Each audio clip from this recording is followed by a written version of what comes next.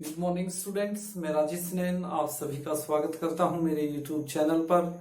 हम डिस्कस कर रहे हैं क्लास 10th मैथ्स को और एक्सरसाइज 5.2 फर्स्ट टू फिफ्थ पिछली क्लास में हमने डिस्कस किया था। आज क्वेश्चन नंबर 6 से हम स्टार्ट करेंगे। Chapter number 5 arithmetic progression AP series most important chapter है 10th क्लास का और very very IMP question for HBSC और सीबीएसई। मोस्ट इंपोर्टेंट क्वेश्चन है ये। कहता है कि check whether -150 is a term of the AP. आपने चेक करना है क्या -150 कोई टर्म है, कोई पद है इस एपी के अंदर। भाई गिवन एपी है आपके पास, एपी वो दे रहा है कि 11, 8, 5, 2 इस टाइप से एक एपी है।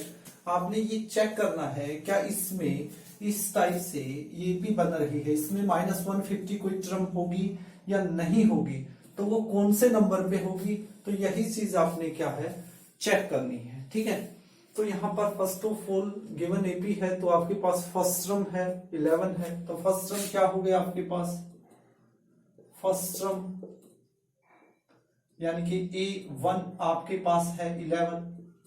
कॉमन डिफरेंस हम निकाल सकते हैं, नॉर्मल बात है। कॉमन डिफरेंस क्या होता है भाई, A2 माइनस A1 यानी 8 माइनस 11, तो आपके पास -3 आ गया। ठीक है, अभी -150 चेक करना है तो मान लेंगे ये क्या है, let nth term of AP क्या है -150 है।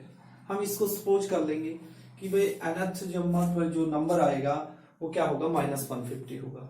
अब इसमें चेक करके देखेंगे, यदि हमारी value of n find out करेंगे हम, यदि n की वैल्यू आती है हमारी पॉजिटिव, ठीक है, इंटीजर, तो वो हमारा यस में आएगा आंसर। यदि आती है फ्रैक्शन के अंदर या नेगेटिव तो फिर हमारा क्या होगा, -150 इसके अंदर नहीं होगा। यही है, तो करते हैं। हमारे पास फॉर्मूला है an is equal to a plus n-1 into D का फॉर्मूला है।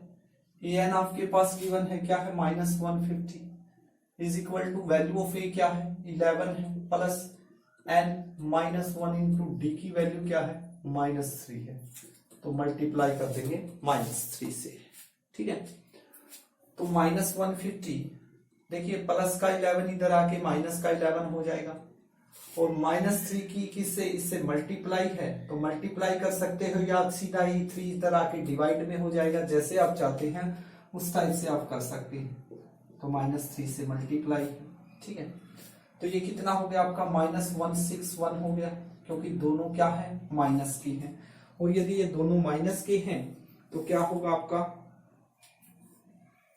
ऐड होंगे और साइन माइनस का लगेगा। ठीक है, अब -3 यहाँ मल्टीप्लाई में है तो इधर आके -3 किस में जाएगा, डिवाइड में, इज इक्वल टू क्या आ गया n-1 आ गया, ये n-1 आ गया, ये हम इधर लेंगे, माइनस से माइनस कट गई, माइनस का 1, अब क्या आ गया 161/3 इज इक्वल टू n-1 आपके पास है। अब आपने n की वैल्यू फाइंड आउट करनी है तो माइनस का 1 इधर आके किस चीज का हो जाएगा, हमारा प्लस का 1 हो जाएगा, इज इक्वल टू क्या होगा n। कई बच्चे ऐसे लिख देते 161 प्लस 1 162, वो गलत हो जाएगा क्योंकि ये +1 अलग है, तो इसके डिवाइड में क्या डालते हैं 1, एलसीएम लेंगे 3 एलसीएम 161 प्लस क्या आ गया 1 पे 3, तो 164 divide by 3 is equal to n। यानी यहां पर n की जब हम इसको डिवाइड करते हैं 164 को 3 से, तो हमारे पास क्या आएगा, हमारे पास आएगा 24 इंटू 2/3। जब हम इस टाइप से इसको डिवाइड करेंगे, ये पूरा डिवाइड नहीं जा रहा है, तो इस टाइप से हम इसको डिवाइड करेंगे तो क्या आएगा हमारे पास 54 इंटू 2/3। तो n क्या होना चाहिए, n शुड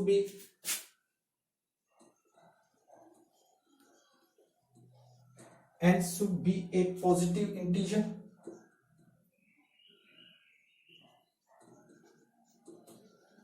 n हमारा क्या होना चाहिए, पॉजिटिव इंटीजर होना चाहिए। लेकिन ये पॉजिटिव तो है, लेकिन ये क्या है, ये फ्रैक्शन में है, मिक्स्ड फ्रैक्शन में है। अब आप सपोज कीजिए, आप ये सोचिए आपकी क्लास लगी हुई है मैथ की और आप बैठे हुए हो बेंचों के ऊपर, तो क्या कोई ऐसा बोलेगा कि भाई चौवन सही 2/3 नंबर पे कौन सा बच्चा बैठा है? ऐसे ही बोलेगा ना, 54वें नंबर पे कौन सा बच्चा बैठा। यदि सिर्फ 54 होता, सिर्फ 54 होता, तो हमारा आंसर क्या होता? Yes, -150 is the term of given AP. लेकिन 54 सही 2/3 इस टाइप से है ना, देखिए 1 2 3 4 ऐसे 5 6 7, तो 54 सही 2/3 तो क्या हो गया आपका? फ्रैक्शन में हो गया। तो क्या हो गया? -150 is not a term of AP. तो -150 is not a term of given AP. ये आपका आंसर होगा। और मोस्ट इंपोर्टेंट क्वेश्चन मेरे माइंड से ये कहता है कि ये क्वेश्चन आएगा इस बार, पक्का श्योर डेफिनेट ये क्वेश्चन आपको देखने को मिलेगा। तो आपने अच्छे तरीके से इस क्वेश्चन को सोल्व करना है। क्वेश्चन नंबर 7 है, find the 31st term of an AP whose 11th term is 38 and 16th term is 73। आपको फाइंड आउट करना है, कौन से टर्म फाइंड आउट करना है? 31st टर्म यानी A31 आपने क्या करना है? फाइंड आउट करना है। ठीक है, ये चीज आपने फाइंड आउट करनी है। एपीपी है whose 11th term is 38। A11 आपका दिया हुआ है 38 है और 16 टर्म इज 73, और साथ में क्या दे रखा है? 16 यानी कि 16वां टर्म जो है वो 73। अब हमें इस बात की यदि नॉलेज है कि A31 क्या होगा, यानी कि A31 निकालना है तो वो क्या होगा? A + 30D होगा। यानी कि आपके पास A और D यदि है तो आप तभी निकाल सकते हैं। तो वो कहां से आएगा A और D? वो यहां से आएगा। दो इक्वेशन यहां पर आपको शो हो रही है, अभी बनेगी। देखिए A11 को आप क्या लिख सकते हो? A + 10D लिख सकते हैं, इज इक्वल टू किसके हैं?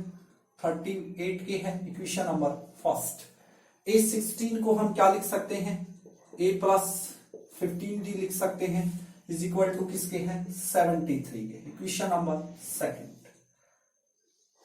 तो क्लास 10th की ही चैप्टर नंबर 3 का क्वेश्चन बन गया। 3 मेथड है, एलिमिनेशन, सब्स्टिट्यूशन, क्रॉस मल्टीप्लिकेशन। आप जिससे भी करना चाहते हैं उसी से कर सकते हैं। तो एलिमिनेशन मेथड से करेंगे, आप देखेंगे ये दोनों सेम है, हम इनको खत्म करेंगे। तो खत्म कब होंगे? हम इनको सब्ट्रैक्ट कर देंगे, साइन चेंज कर देंगे इनका। ठीक है, तो ये क्या हो गया आपका? कैंसिल हो गया। तो प्लस का 10D है, माइनस का 15D है, तो माइनस का क्या बचा आपका? 5D। अब यहां पर देखिए 38 किस चीज का है? प्लस का है,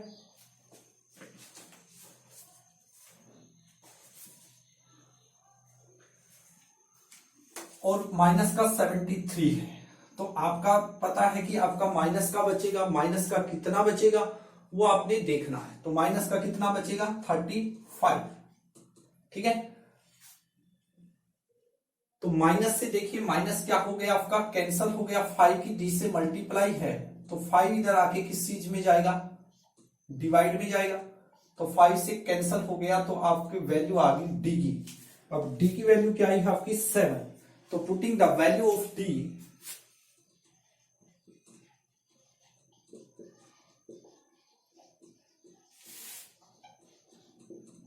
इन इक्वेशन फर्स्ट में रखो, सेकंड में रखो, आपकी इच्छा है। तो किसकी वैल्यू आ जाएगी? आपकी A की वैल्यू आ जाएगी।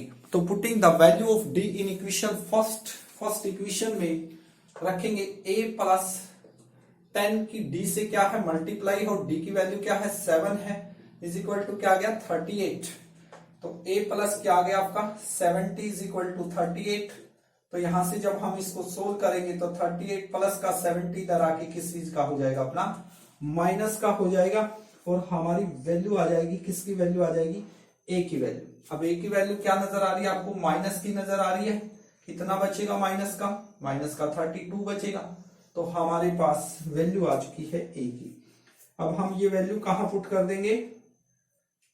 जो हमने फाइंड आउट करना है, ये चीज देखिए A और D आ चुका है, तो A31 निकालना तो बिल्कुल आसान सी बात है। A की वैल्यू नोट कीजिए, -32 plus 30 multiply value of D note कीजिए, क्या है? 7 है, तो 7। तो -32 प्लस 30 की 7 से मल्टीप्लाई क्या आएगी 210। अब 210 किस चीज का है, प्लस का है और माइनस का 32 है, तो हम इनको क्या करेंगे सब्ट्रैक्ट करेंगे तो हमारा ये 31st आ जाएगा और कितना आएगा 178। तो 31st टर्म ऑफ एपी क्या आ गई इज 78। तो 178 is the 31st term of given AP. तो गिवन एपी की जो 31वें नंबर पर जो होगा वो कौन होगा 178 होगा। तो इस टाइप से आपने इस क्वेश्चन को सोल्व करना है। नेक्स्ट क्वेश्चन की ओर बढ़ते हैं। क्वेश्चन नंबर 8 है an AP consist of 50 terms.